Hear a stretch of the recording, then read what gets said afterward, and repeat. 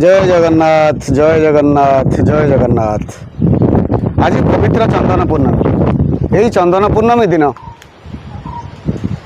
जगन्नाथ को चंदन लगी हुए, चंदन अर्पण हुए। यही चंदन पूर्णमी दिन चंदन पूर्णमी को बैशाख पूर्णमी, बुध पूर्णिमा बा बुध जयंती कहुए। यही चंदन पूर्णमी दिन भगवान बुद्ध जन्मग्रहण करते। यही चंदन पूर्णमी दिन तांकर बुद्धत्व प्राप्त होता। यही चंदन पूर्णमी दिन से विभागर करते। यही चंदन पूर्णमी दिन बानप्रस्थ होते एवं परिशेष यही चंदन पूर्णमी दिन तांकर मृत्युवरण होता। चंदन पूर्णिमा आम बहुत पुण्यात्मा पुण्य दिन। यही चंदन पूर्णमी दिन साधारणतः पूर्णचंद्र देखा जाए। पूर्णचंद्र शीतल, यही शीतलता को देखी समुद्र मध्य खुशी होता है।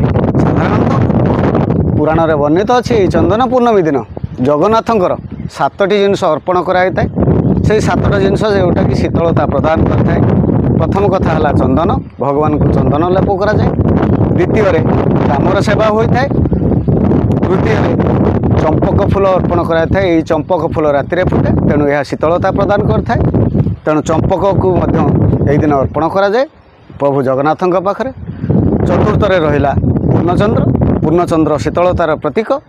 तापर रहा खोला चतुर्पार्श्व। यही चतुर्पार्श्व खोला चतुर्पार्श्व चारिआड़ खोला पवन जगन्नाथ पाखक आसता। द्वितीय षष्ठ रहा चामर सेवा। चामर सेवा होता है स्त्री नारी देवदासी नृत्यांगना करता नृत्य परिवेशन। ता सहित यही रात्रि तापर से चंदन लगी कर सारा चंदन यात्रा उत्सव को जाता पोखर चंदन खेलती। यही दिन बहुत पुण्यात्मा दिन। यही दिन साधारणतः आम हृदय भितर शीतलता प्रदान करने, शांति प्रदान करने जगन्नाथ आमको प्रवर्ति था। जहाँ भी हो एति शुणिले पुणी आगामी अध्याय भिडियो आप उपस्थापना करी। जय जगन्नाथ।